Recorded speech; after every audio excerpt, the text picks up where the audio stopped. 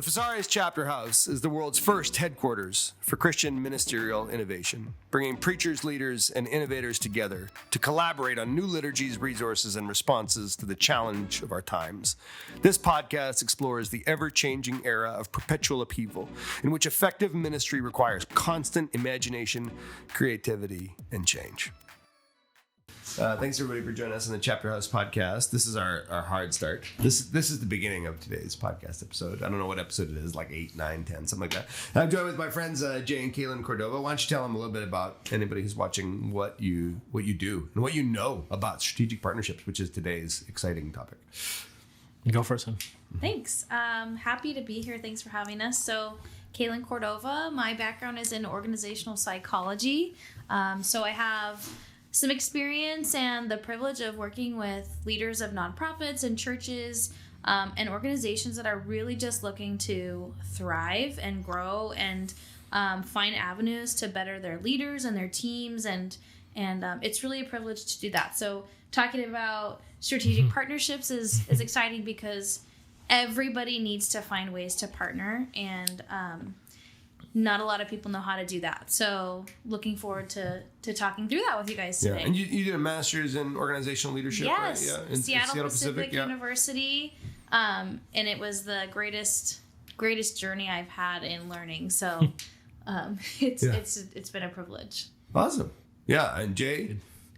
Well, I don't have as decorated of a background in a master's in IO psychology. My background, honorary degree. For sure. My background is really in startup management and working through scaling systems. I'm currently working with an organization out of Indiana that does stackable credits for UX, coding, C#, all kinds of technology-based placement jobs, and strategic partnerships have a lot to do with developing a win-win-win scenario for everyone, but also navigating the risk and the reward and the responsibility among all of those. So as a part of 207 startups in 207 startups. How many you've been involved with? 207 startups in about I've been involved 10 in years. 4.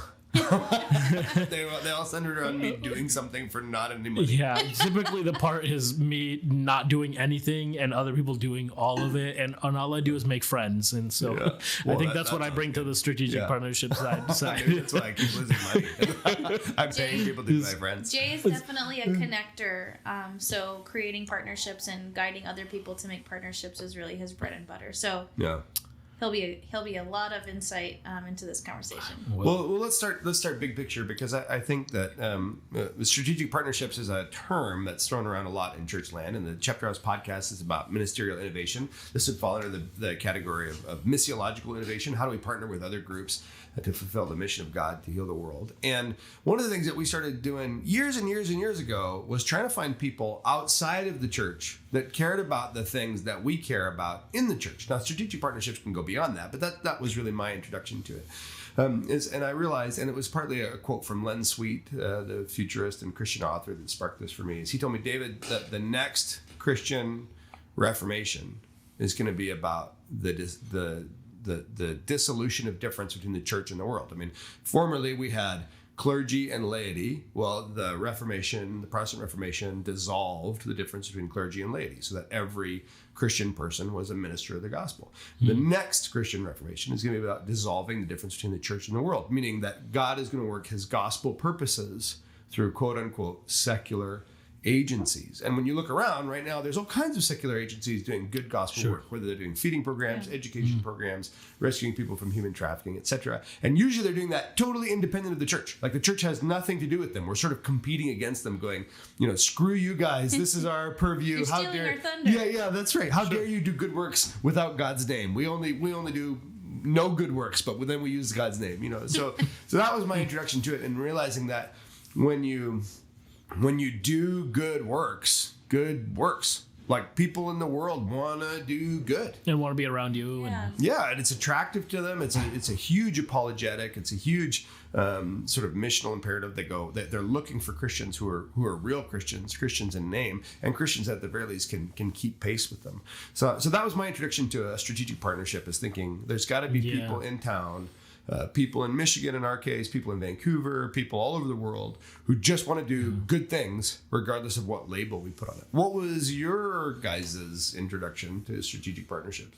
Yeah, I think when you develop develop a partnership and you want to try to put a crazy word like strategy or strategic in front of it, it always feels a little like somebody's getting the butt end of it, right? Like when this might be strategic for me, but maybe not necessarily for you. I find myself in these scenarios all the time. Like, wait a minute, what are you getting out of this? Because I feel like I'm in this. It's a strategic partnership. It's a strategic partnership, and you know the interesting thing about.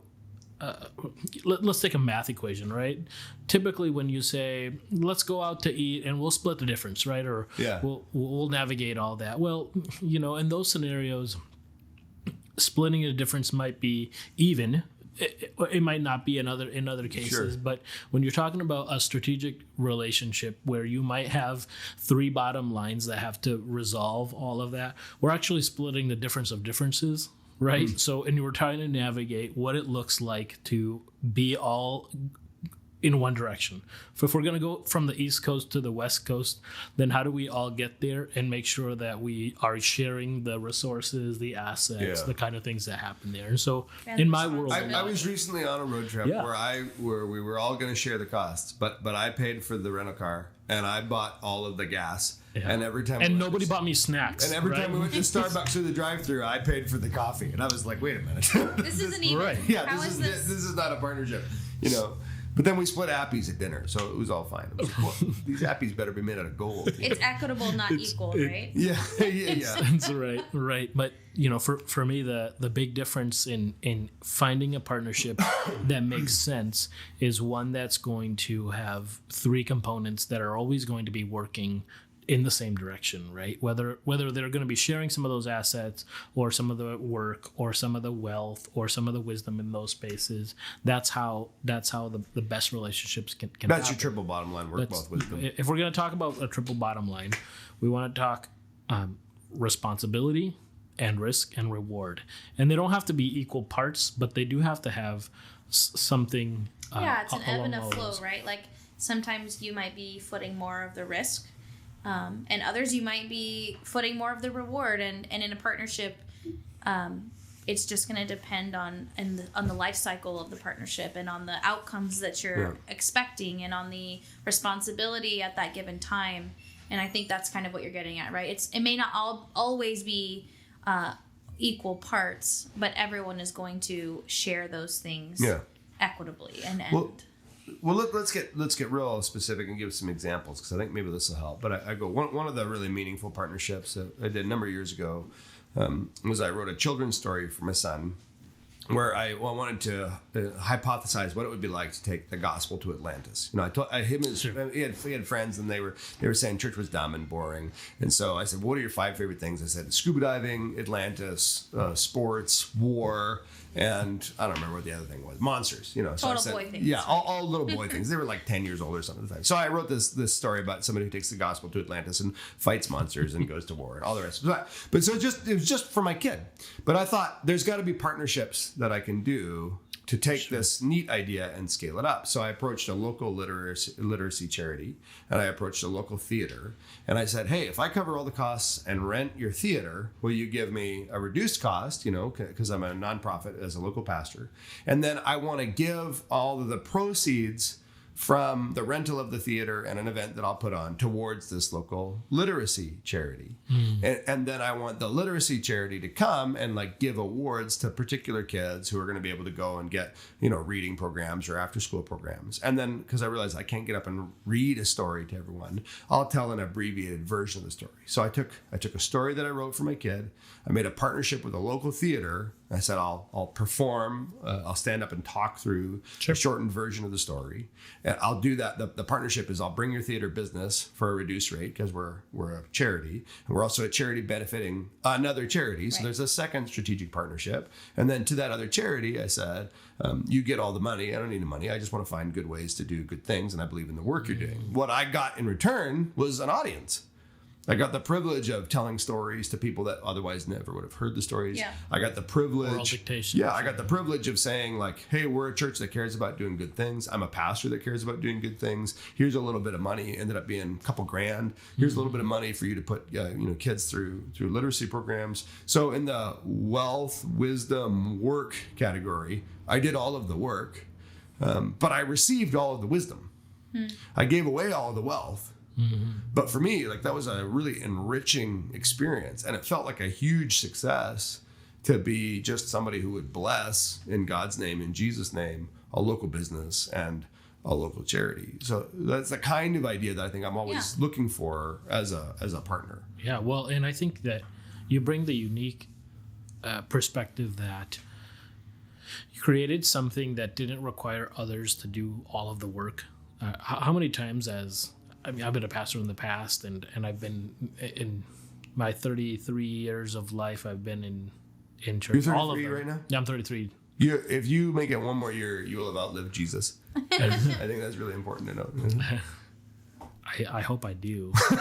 Me too. That's my well, right. 33 years of life. I've spent every year of those in a church, right? Yeah. Sometime I did all the math on how many like church services I was a part of, and it was.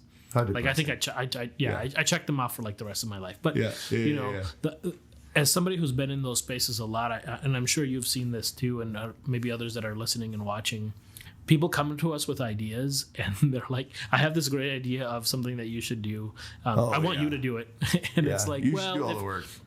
Yeah, so why don't we navigate a little bit of what it would take? Like if somebody came to you and would say, I want to build a strategic partnership where you are giving free oil changes to everybody because that's what's needed in this world. Like how do you navigate curbing that and helping people understand that there has to be these components in order for it to be strategic? Yeah, right. You have to be not only compelling towards a need, because there's needs everywhere, right? I mean, but how do you actually formalize a partnership where something is going to continue beyond the one component or second component, and how do we take it to even a third layer? Well, go ahead. Well, I think we need to even take it back to a more higher level understanding of what a partnership is, in order to really talk about like what's needed and how can you achieve a strategic partnership and all of those very tangible things.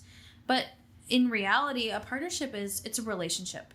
It's a relationship that is going to have mutual benefit, and that's going to require parties, whether it's 2 or 3 or however many partners you're going to bring into it, to really take the perspective of the other partners in order for it to be beneficial to everybody. And similar to what Jay was saying, is going to contain the risk, the reward, and the responsibility that's needed to accomplish whatever outcome and whatever expectations and whatever missional, values you're trying to give to the world in a way that's meaningful. Mm-hmm. So I think that it's really important to first understand that it's a relationship. It's something that you're going to build. It's something that you're going to curate between organizations or between churches or between people.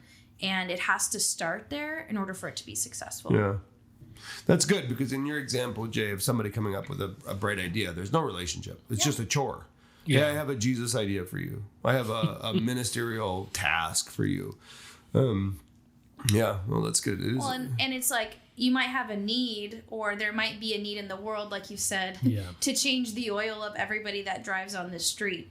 But what is the like missional value, and what is the benefit, and what is the like what is the relationship going to give, other than like make sure people's cars run first? Well, or even that's true. Asking like what's the return on the investment is a big question. But I also think partnerships work best when each partner, independent of the others, is already doing something. Yep. So, for example, if somebody in town owns an oil change business and they say, hey, Dave, we really love the Chapter House. We'd love to offer free oil changes to single moms on Mother's Day. Can we do that at the Chapter House and have you provide music, hot dogs, whatever? That's a strategic partnership. Right. It brings exposure to the Chapter House. We, as the Chapter House, bless single moms. The organization that changes oil, they bless single moms. They get exposure. That's a win-win-win in every category. Yeah. We share the costs. We share the enthusiasm, the blessing. Call JTV and get somebody out here, right? Yeah, exactly. Like that's really fun. P.S. If you own an oil change place and you want to do that, that sounds great. Mother's Day is coming up. Mother's Day, I'm busy, but any other day, yes. All right. So how does one even start then? What's the step one? Like, there's an idea, right? Let's run with something like that. I have an idea. Where would I even begin? Who do I call? What's safe, right? I think first you got to start with what you're already doing. Like it's one thing for me to have an idea for a novel, or me to have an idea for a church service, or me to have an idea for a mission trip or beneficiary. But if you've never written a book, never preached a sermon, I've got a new idea for a dance troupe of all male dancers who talk to squirrels. Like that's a non-starter because I'm not the right guy for that. No, and or have the body. I do, and I have the outfits, but I think you've ripped a few pants before. I don't have the squirrels. That's the problem. There's squirrels outside. No owls. But I think the when you start, you've got to start with like who you are, your passion, your responsibility, the things that are already yours. Mm-hmm. And where a lot of people sort of short circuit, not even in partnerships, but in missiology, is they sort of just read about an idea or they think of an idea, pops into their head. They have no connection to this idea. They have no expertise with this idea, and then they make it somebody else's problem. Yeah. Hey, the Lord told me that we're supposed to feed orphans in India. Go take care of that, please, pastor. Oh, you don't want to do it? You must not be a good pastor. Or you must not even believe in Jesus. Yeah. Where's your faith, pastor? Well, Jesus didn't talk to me about this. Jesus talked to you about this. And right now, Jesus is telling me you're an idiot and you should stop talking or do something, but. Yeah, I think that's an important point that you bring, though, is like, to you, what does this mean? Yeah. And then how do you find somebody who's going to align with this? Yeah. Where does it rhyme? Yeah. What's the connection that you personally have, and who else might also be connected to that missionally? Yeah. Right. And so I think that the natural next step is, does it align with others? If it doesn't align with others, then maybe this isn't going to be a strategic partnership. It's going to be a solo ship in that venture, right? You're not going to find others that are going to partner with you. But creating a map of everyone who's doing similar or things that are complementary to that are probably some of the first steps towards navigating, accomplishing your that goal. Whatever that One thing I want to also voice, though, is that partners, if you're seeking out a partnership, shouldn't necessarily look exactly like you, or just because they don't perfectly align with whatever you're trying to accomplish doesn't mean that they're not going to be a great strategic partner or somebody that's going to support your mission. So when you're thinking about who's going to align, you shouldn't be looking for somebody that's doing exactly what you're doing, but somebody that's going to come alongside and collaborate with you to teach you and to grow whatever they're also trying to accomplish by finding this commonality. I think often you might get hung up on the differences when you're trying to find a strategic partner, and that can also be a blinder to see the possibilities of what could come of a partner and somebody who is also trying to accomplish something similar when you bring your differences together. Yeah. For example, you ought to be able to have partners outside of your own theological stream. Yeah. You ought to be able to have partners outside of your own religious stream. Absolutely. I mean, one of the most powerful partnerships on the planet is when Christians, Jews, and Muslims all join arms together, and as people of the book, do good. And I think we get so worried that somebody's going to associate us with whatever the sins or crimes are of that other group over there.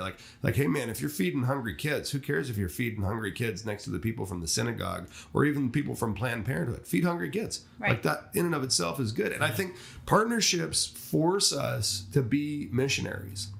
And they get us out of the arguments of apologetics. I'm right, you're wrong. Christianity's perfect and Islam is foolish, or whatever the things are. And they get us into the obedience of following Jesus and living out New Testament spirituality without fighting all the time. Yeah. And when we're told in Peter to be prepared to give a ready defense, that doesn't mean be a goof.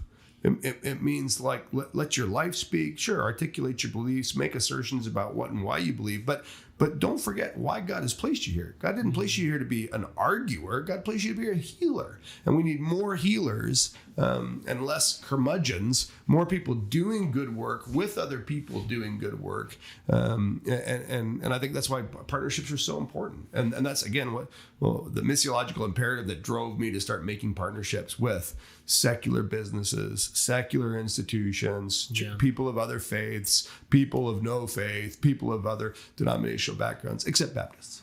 And I think and there's a reason for that, because it was pre-written.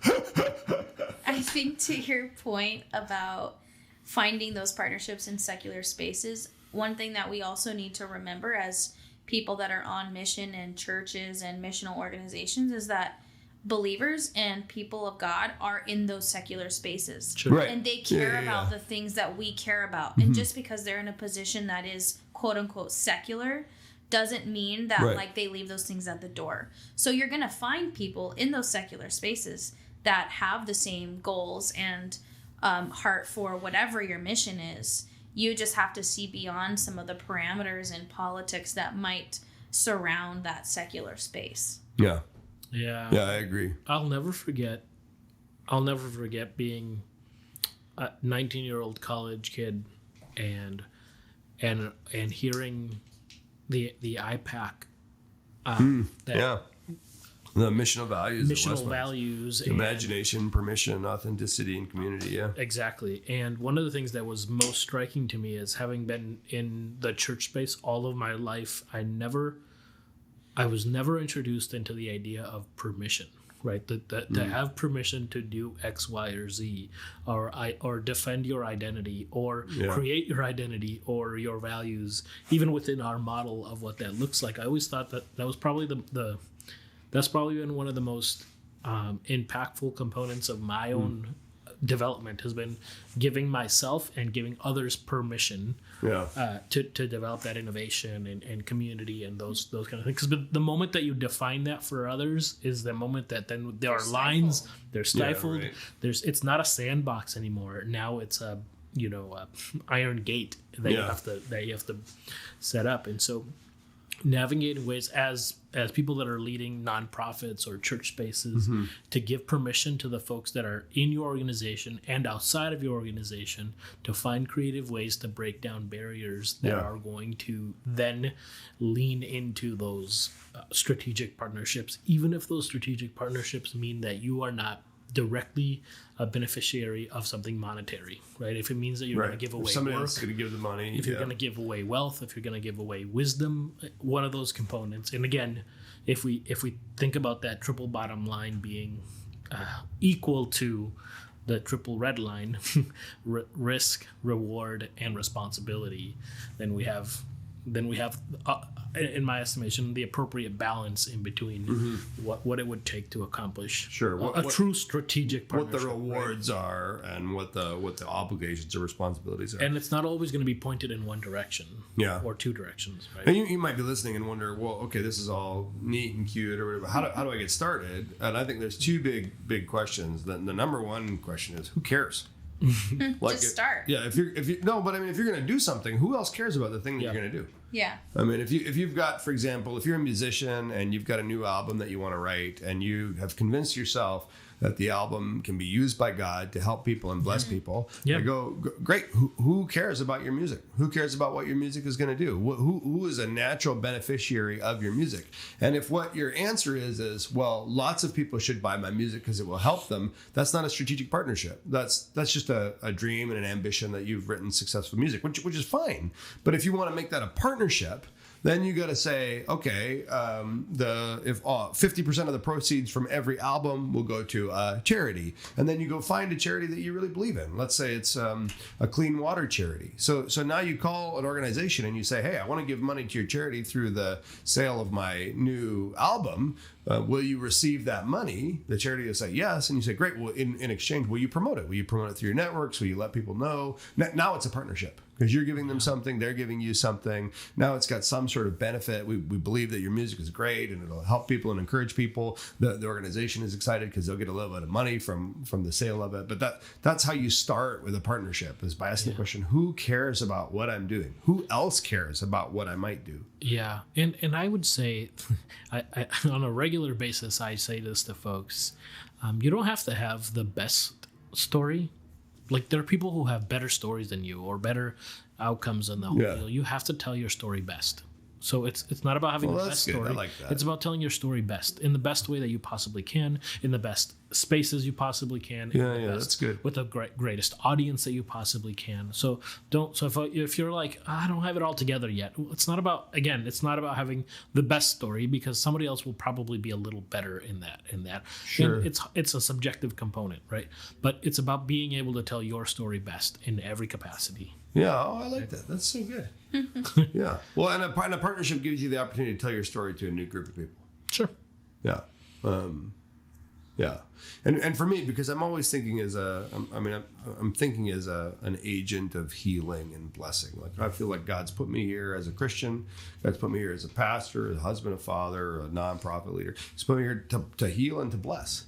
And so for me, a strategic partnership gives me the opportunity to heal and bless the recipients of the partnership and also the partners. Sure. I partner with a charity, I get to bless the charity, and I together get to bless the recipients of whatever the thing is that we're doing. Yeah. One of the most, I think, visible examples that we see in church organizations of these kinds of partnerships are food pantries, right? Yeah. So Second Helpings provides food within the community. Your church has a weekly offering to the homeless and single moms and individuals that need that support, and provide that food for them. And even employment of the folks that are distributing and working. Right. And so that's just a great example of what you're talking about. You're blessing the community through this with your partnership with an organization such as Second Helpings or whatever that might be locally. Now I want to jump in on that because I hate food pantries. I know you do. I know you do. Was it my body language? No, I think we'd had a conversation about this previously. This is where I'm a curmudgeon. Yeah. Well, yeah. But I think that a lot of church organizations don't know what an example of a strategic partnership is. Sure. Let's break that part down, though, because I think that I think they're really important. I just don't want to be the person who does it. No, they're super important. Well, think about it from another perspective of creating experiences for individuals who wouldn't otherwise have had that experience, right? Well, hang on. You're waving your magic wand, and it's beautiful. It's working for you. But I think like one of the things that pastors run into frequently is you inherit a bunch of crap you don't want to do. Right. Sure. So you get a new job. You have to do them. You go to Bob's Baptist Church, and they have 17 strategic partnerships. Yeah. Right. You've got a food pantry you got to run. You got free daycare. You got to provide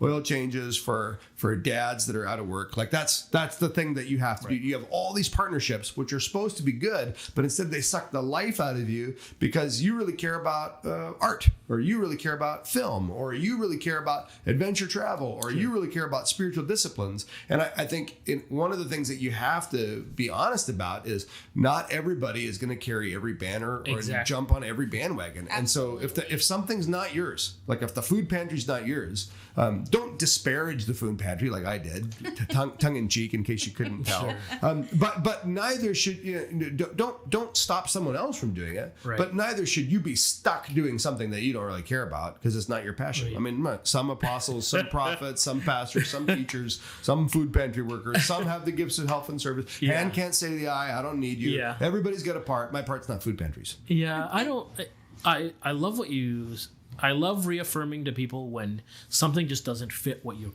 care about, what you're passionate about, what lights your fire, what can get both ends of the candle going, right? Yeah. But when you think about somebody who might have certain things that they do care about, and you assess what's on the table and what's already in place, then you can start working through the things that you do care about. So let's take the food pantry example. If it was I, and I was going through things that I care about. Like, I care about coaching people. I care about giving them meaningful experiences. And I feel a strong passion towards getting someone from where they are towards where they want to be. And what I have on my table as a pastor is this crusty food pantry that, what are you going to do with canned, tomatoes, right? You can't do anything with that in your mind, right? So let's break down what I already know about food pantries. And what I care about is getting people jobs and helping them have experiences and getting them from where they are to where they want to be. Okay, so in my mind, I could say, you know what? I'm going to create a model whereas I would interview and I would give opportunities for people to have the kind of managerial experiences in the food pantry that will then put that on their resume that they can then go take it to an employer say, listen, I don't have a job. I don't have what I want. I'm not where I want to be, but somebody has given me an opportunity to lead something from the ground up. And it is this food pantry and the delivery of cans to all of these people and start building out all those micro components that make an experience happen. And so now I've coached somebody into where they want to be and coached somebody into what kind of job they might be wanting to do. And they've defined the next experience that they want to have. And all that came out of, giving away canned mushroom soup, right? Because that's not sexy, but getting people jobs or helping them have experiences is sexy, right? Yeah, and creating those partnerships that might not be directly aligned, but are still going to be strategic to further your mission and to further the goals that you have within your church organization. And I think that's such a great framing and to change the perspective on what you might be able to do within your church that's already there to reframe the partnerships that you do have. Yeah, absolutely.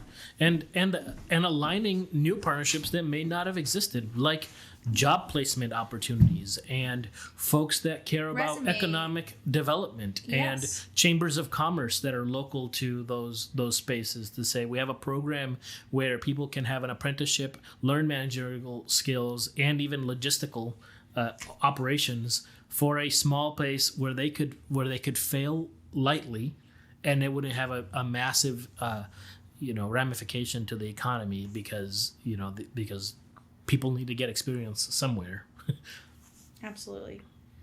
So I think that one thing that, just in a broader level, the other thing that I wanted to touch on is the perspective of a strategic partner can change, right? Yeah. Like, just because, and I think this is similar to what we were just discussing previously, though, is what used to be the purpose of a strategic partner in the beginning might shift based on the needs of your organization, based on your goals financially or missionally, and you have to reframe your perspective on how you can not just throw it out, with the bathwater, but reframe it and change your perception of. Or end it or sunset it or I'm always a fan of having a definite end date to just about every project because I find breakups really painful. Yeah. I want to lease a strategic partner rather than buy one.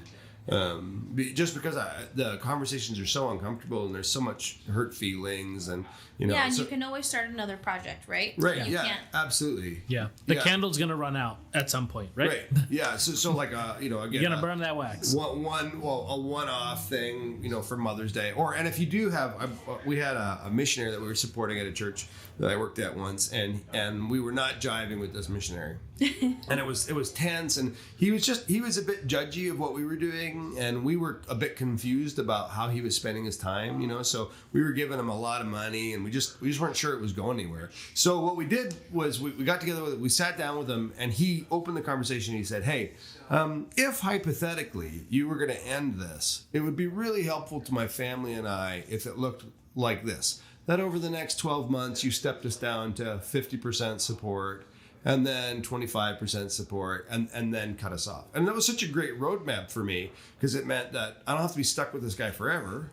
And neither do I have to feel like the bad guy because I'm screwing his family out of. You've developed a succession plan, right? Yeah, exactly. And I think all good strategic partnerships need that, so that we have a way out if the needs of the organization do change, Yeah. having an exit plan, I think, is really helpful. In developmental work, that's called a dissolution plan, right? Dissolution plan. Dissolution plan. How would we dissolve this partnership in a way that's still healthy, in a way that's still honoring, and in a way It's a prenuptial agreement. It's a prenuptial agreement, actually, right? Yeah. So we're not in this until death do us part by that context. But if we were to separate this context, what is the best way, the most healthy way, the most honoring way, in a way that will still complete the succession of your organization or your plans, or whatever you got going on? So and practically, if you're in a partnership right now of any kind, with a staff member, a missionary, another community organization, and you want to know how you get out, like how do I start the process of an exit plan or a strategy? I go look for a natural moment in your own calendar. And use that as an ending point. And then in your next meeting, say, hey, everybody, next April, we've got our 20-year anniversary as a church. And it probably makes sense for us to reevaluate some of the things that we're doing in the community then. So I just want to give everybody a heads up. Our partnership is probably not going to go on past that. So let's figure out how we have a great, 6-8 months left, whatever it is, and end on a high note. And then there'll probably be opportunities. I hope there's opportunities for us in the future to work together. But I just want to give everybody know that 20-year marker is a pretty big marker, and a lot of things are going to shift. And then that way, that kind of makes, instead of it feeling so personal, like you keep bringing canned tomatoes to my poetry reading, it makes it more about the organizational needs. And So this brings me to something that I also wanted to touch on is, as a church or missional organization, I think business processes and very rigid things that feel secular are often not considered when we're creating new partnerships. So while they might be uncomfortable for a lot of people, things like what you're talking about with dissolution plans and creating some of the very formal processes are really important. So that everyone mutual non-disclosure agreements, and if we need templates on that, we can figure that out. Yeah, I think that some of the things that feel very formal feel very foreign to a lot of church organizations, and they don't really know where to start. And that can be such a deterrent, I think, for not only starting these kinds of conversations and starting these kinds of relationships, but they then just kind of are loose and voluntary, and it doesn't really go anywhere because people don't have clear expectations. People don't have the authority that they need to actually make the goals and the outcomes happen. So things like processes, measurable outcomes, relationship management, and having your staff buy in and your congregation buy into the partnership that you're trying to create. Those things are so important to have a strategy around. And the strategy doesn't have to be complicated. It can be really simple, a 2 or 3 step bullet point thing. It can be simple, but it needs to be intentional so that you're communicating clearly.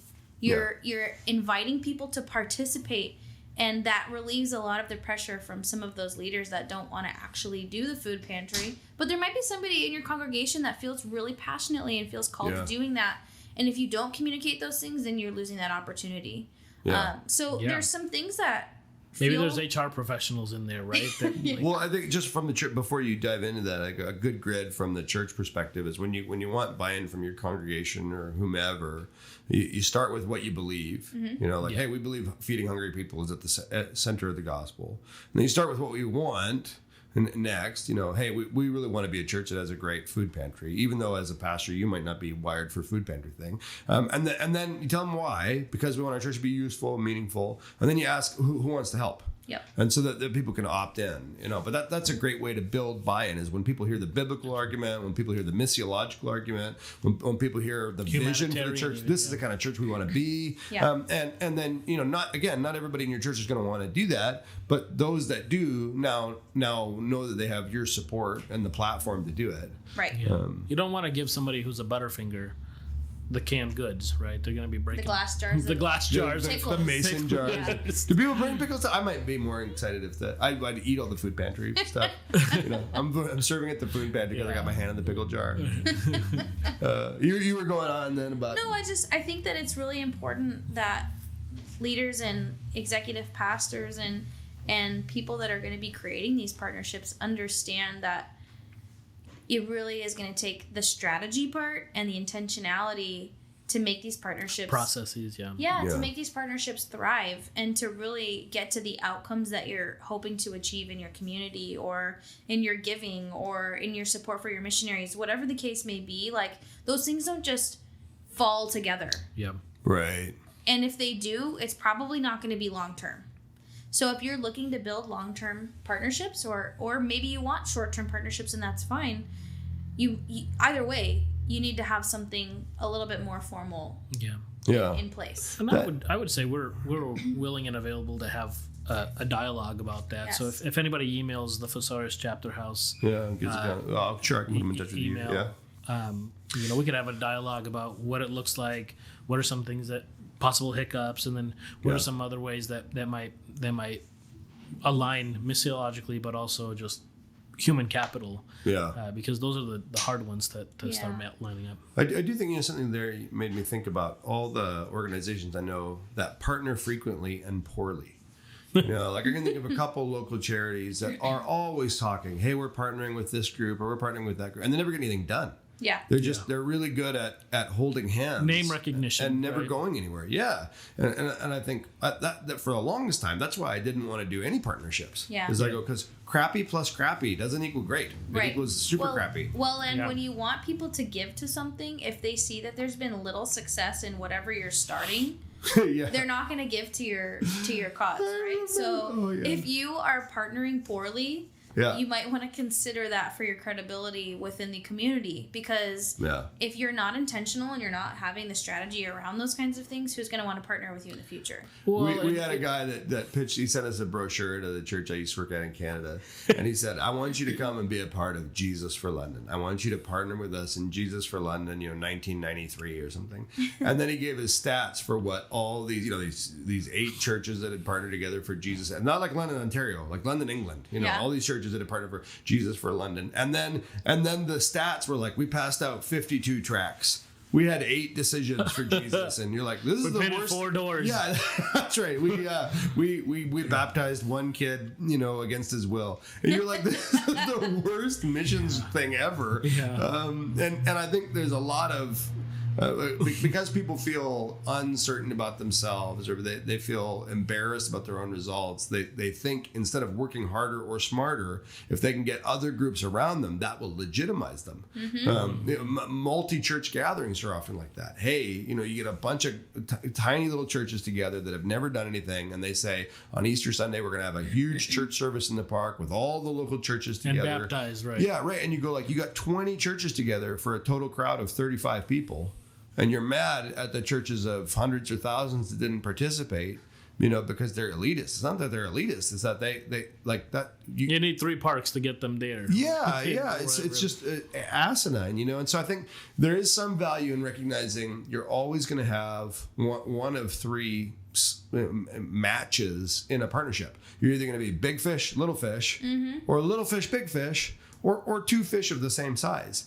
And I think, if you're a little fish and you keep going after the big fish, don't be surprised if you don't have any success. So what do you recommend for a little fish then? I go after other little fish, but have measurables. Like what specifically are you trying to do? And getting together, like partnering is not the goal. Efficacy is the goal. Sure. Right? Like what are the results? All results are on the outside. If you're going to change oil for people in your community, then you should be able to say, we want to change the oil of 300 cars. Yeah. And by the way, we called Napa, and they're willing to donate all of the filters for it or whatever. That is great. Did you do that right now? I'm teasing. That would have been a great illustration if you had actually called Napa in the podcast. I call people all the time and say, are you willing to get behind this? And a lot of times somebody says no, or a lot of times somebody says, maybe that's not for me, but I think I know somebody who might. And it really requires cultivating. Those relationships. It's about cultivation and recognizing that I have to give more than I receive in a lot of these relationships. Which is why all the time I'm like offering people advice or minor work or direction towards where they're going, because I've failed a lot of little things. I've never part of 200 startups without having some of those things not pan out. There's so a couple of false starts. Sure. One thing, just to go back to what you're saying about small fish and efficacy, I think that it's a great start to have two small fish partner in order to build that efficacy and then be able to go after those bigger fish later on, right? Because you have to start somewhere, and I think that nobody should be deterred from going after unexpected results. Sure. But you do have to have that efficacy piece to believe that like those things are attainable, and we have the processes in place, and we have the track record to show that we do the things we say we're going to do, and we have impact. And you know what I mean? I think that it's important that small fish or small churches can have great partnerships that might be beyond their size. Well, as long as they've got a track record. Yeah, and they have to build that. Yeah, right, But exactly. it's not going to be right out of the gate. And I think that for anybody to think that it's easy or you can just do it on the first try would be a little bit unrealistic. Well, there's a peculiar kind of arrogance in church ministry when a small church that has not yet had any proven success in worship, preaching, missiology, kids ministry, Sunday school, whatever publishing. the thing is. And whatever the thing is. They go after another big church and they go, big church, please help us. And then when the big church doesn't help them or doesn't help them in the way they want, small church gets their feelings hurt. They can become more insular. They become more sullen. That happens with pastors, and you really just go, somebody needs to help you understand that that's not how this works. Absolutely. Now, if you're a small church and let's say you're going to do a kids ministry camp in the summer and you run it for a year and you get some local partnerships, people who give you free food if you're here and there, people give you, discounted rates on camp t-shirts. And then after that, you go on to a big fish, but the big fish isn't another church doing the same thing. The big church, the big fish is like a children's adventure race that you would sponsor with, or the big fish is like a children's summer camp that you would sponsor with. And like find somebody who's not doing the exact same thing you're doing. Find somebody who rhymes. That's the language that I prefer. That's rhyming is a great perspective on that. And I would even say it tangible goals, right? So like, let's say you want to support and you want to eradicate homelessness in Jackson, right? Sure. You probably can't do it alone if you're a small fish or even 10 small fish. What you could do is start supporting the people who are economically challenged in ways that and shelter challenged in ways that will get them towards another goal, right? So helping set up some interviews with people who are employers or local people like that, or even things that they might need, like some of the clothing or socks. Socks matter a lot to people who are in that economical status. So what are the things that maybe get us closer towards the goal rather than this whole big bucket of things like eradicating homelessness? That might be a whale, but what can get us a little bit closer towards that? So the consignment stores that have expired clothes, are they willing to work through some of those components? Buying in bulk. Finding somebody that's gonna help you raise funds to do that. Yeah. Right.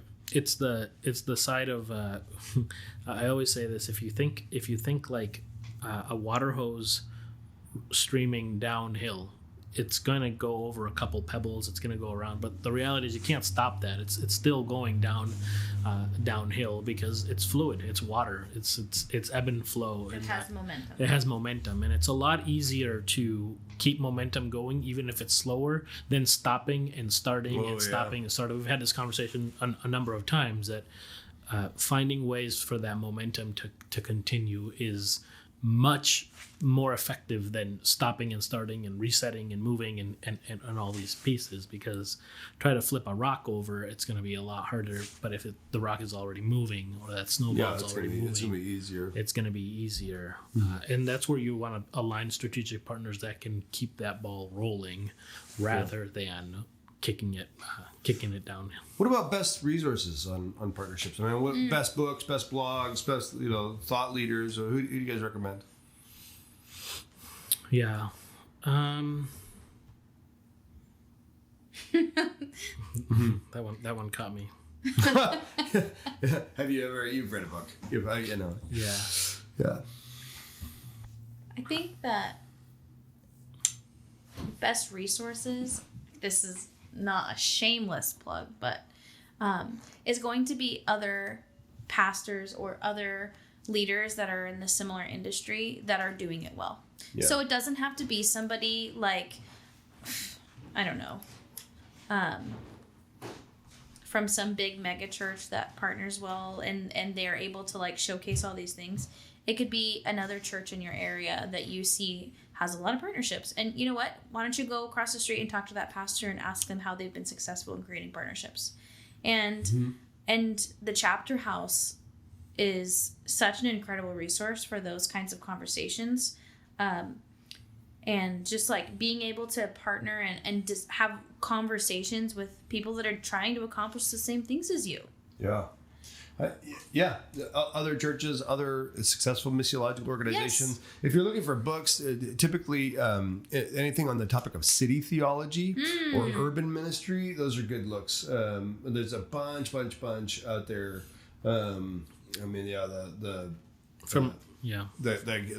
Kingdom Workbook, the Kingdom Primer, a lot of the stuff by Tim Keller, God in the City and Counting God in the City, the Urban Christian Missionaries Handbook. Those kinds of things are really great because they just tell you how to look for people. Dave Gibbons, who's a pastor, Asian American pastor in California, he has a model an ABC model where he says if he's going to start a strategic partnership in his church, he looks for an artist, a business person, and a community leader. That's a really great grid to figure out how to put a team together. At Westwinds, once upon a time, John Voles and I developed something called Beyond 1000. 1000 Robinson Road is the address of Westwinds Church. And so Javo, my former co-pastor, and I, we said we want every ministry in the church to invest $1,000 into our community beyond the address, 1000 Robinson Road, every quarter.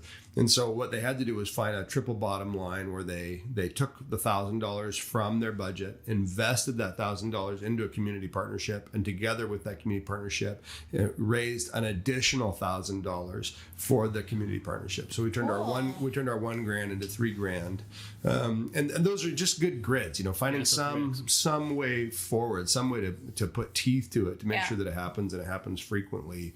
I think those are good ways to get it started. Well, and that all comes back to relationships, right? In your community. And I think this is just such an important point that I really hope people are hearing. You don't have to look to some person that's written a book or somebody that has a famous blog. Like, the people in your community are also trying to accomplish this work. Yeah, right. There are people in your neighborhood and there are business leaders or other missional organizations that are doing this work, and you just need to go talk to them. Like, build a relationship with them, and not in order to like have a strategic partnership, but to learn.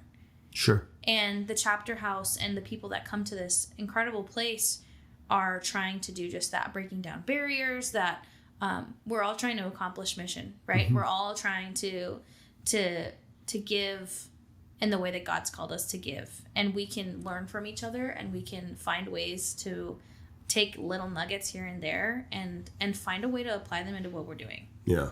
And so I really hope that people hear that. Like, books are great, blogs are great, websites are great. All of those things are important, but you can also go have a conversation with somebody. Sure. Especially somebody that's doing something already of value. Yeah. Or community groups, commercial groups, economical development groups, those kind of things always have some kind of underlying support and mechanisms in place.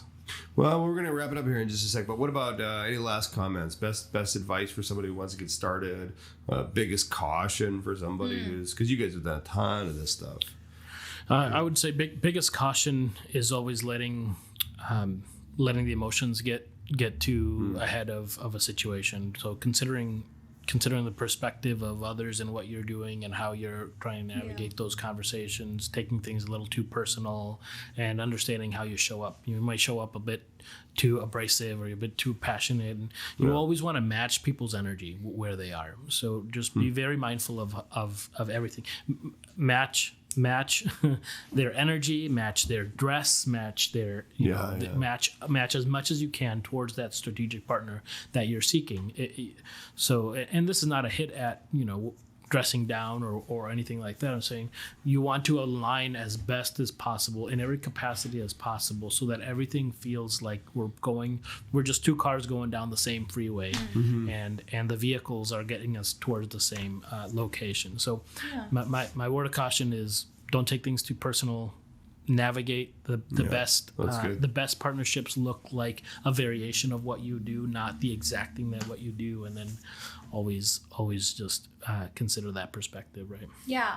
Just to piggyback off of that, mine would be get feedback from people as you're going through this process of like trying to figure out what your true mission is and what you're trying to accomplish. Feedback on where to look and does this seem to align.